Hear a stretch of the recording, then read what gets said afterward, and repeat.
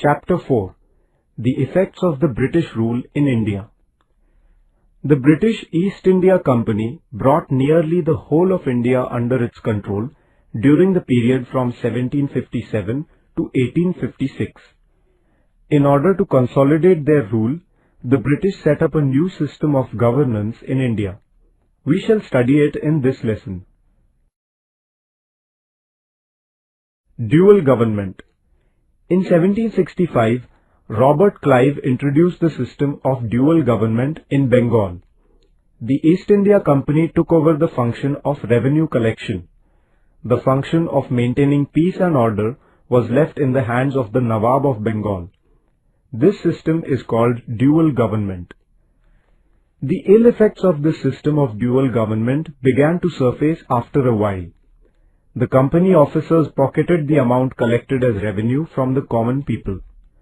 Many British merchants were envious of the East India Company as it had been granted the monopoly of trade with India. There was a lot of criticism in England against the governance of India by the East India Company.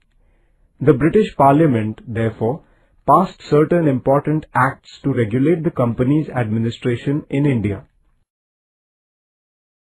Acts passed by Parliament.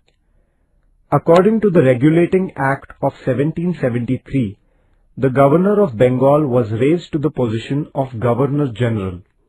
The Governor-General was given controlling powers over the policies of the Bombay, Mumbai and Madras presidencies.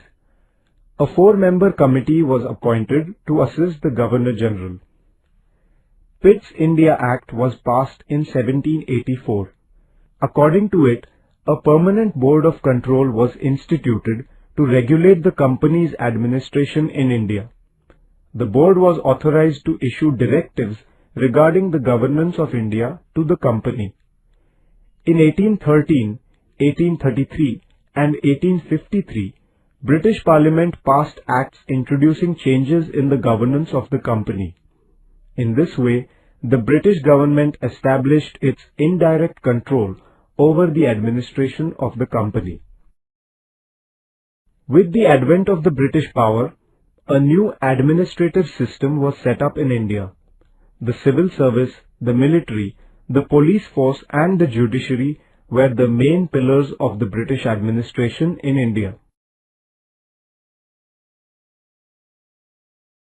The civil service.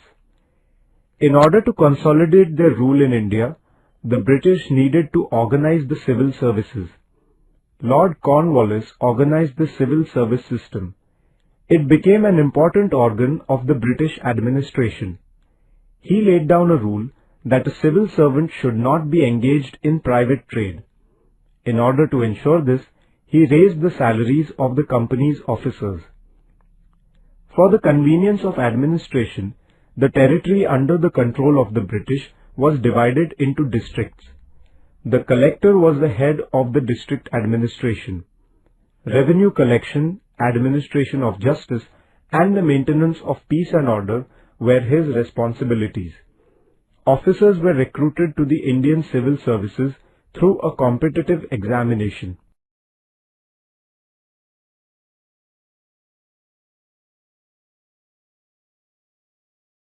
The military and police forces.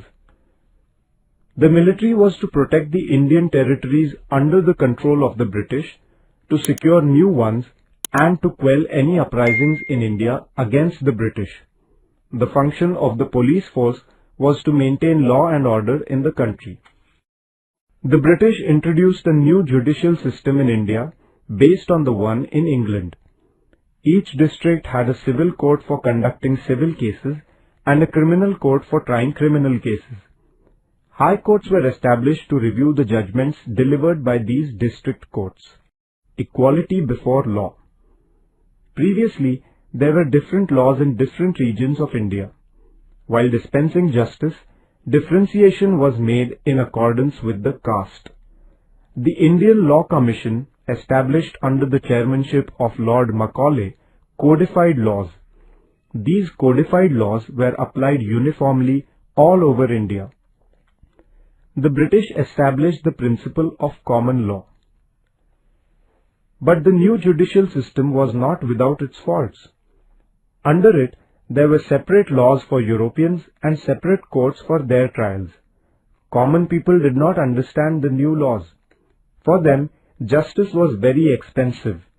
The trials continued for years together. Economic policies of the British.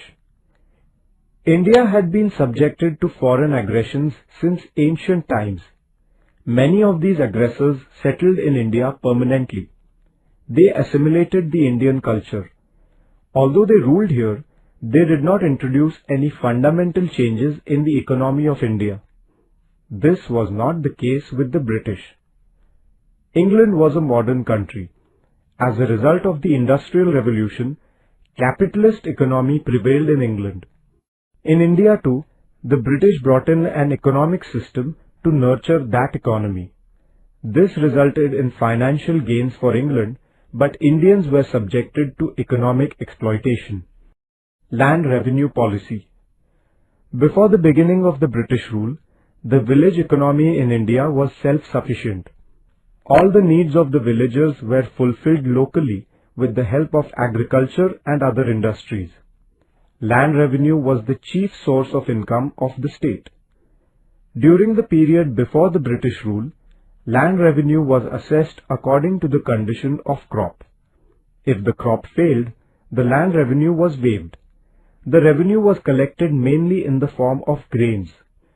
Even if there was a delay on the part of the peasants, their land was not confiscated. In order to increase the revenue, the British made some important changes in the revenue system. They measured the land and fixed the revenue on the basis of the area. They made it compulsory for the peasants to pay land revenue in cash at a fixed time. They made a rule that failure to pay land revenue in time would result in the land being confiscated. The system that the British used to collect land revenue differed from region to region in India. Peasants were exploited everywhere in India. Effects of the new land revenue system. The new land revenue system adversely affected the rural life in India. In order to pay the land revenue, peasants began to sell their farm produce at whatever price they could get.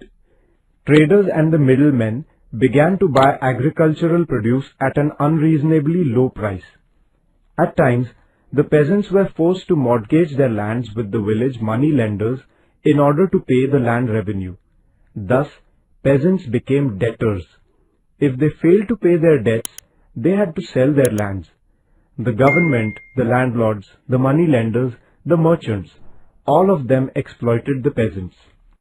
Commercialization of agriculture. Previously, peasants mainly produced grains. The grain was used either for their own household consumption or for meeting the needs of the village. The British began to encourage the production of cash crops such as cotton, indigo, tobacco, tea, etc. This shift of emphasis towards the production of profit-yielding cash crops rather than food grains is known as the commercialization of agriculture. Reforms in transport and communication. The British provided modern facilities of transport and communication for the purposes of administrative convenience and growth of trade. A highway connecting Calcutta, Kolkata with Delhi was built. In 1853, a train began to ply between Mumbai and Thane. In the same year, the British started a telegraph system in India. This facilitated the communication between the major cities and military centers in India. The British also introduced the postal service. All these reforms had far-reaching effects on the social life in India. Communication between people belonging to different regions in the country improved greatly. This helped in strengthening a sense of unity among them. Decline of traditional industries. The British government used to levy heavy duties on goods exported from India to England.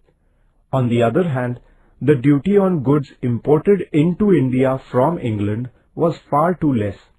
The goods coming from England were factory-made and therefore They could be produced there on a large scale and at a low price. The Indian artisans found it difficult to compete with these inexpensive goods. As a result, some of the industries in India had to be closed down. Many of the Indian artisans lost their livelihood. Growth of new industries in India. Indian entrepreneurs could not come forward in large numbers because of the lack of government support, lack of capital, and of experience of management. But there were some Indians who overcame these difficulties and succeeded in laying the foundation of Indian industries. Gawasji Nanabhoy started the first cotton textile mill in Mumbai in 1853. The first jute mill was started in 1855 at Rishra in Bengal. Jamshedji Tata established Tata Iron and Steel Company's steel producing plant at Jamshedpur in 1907.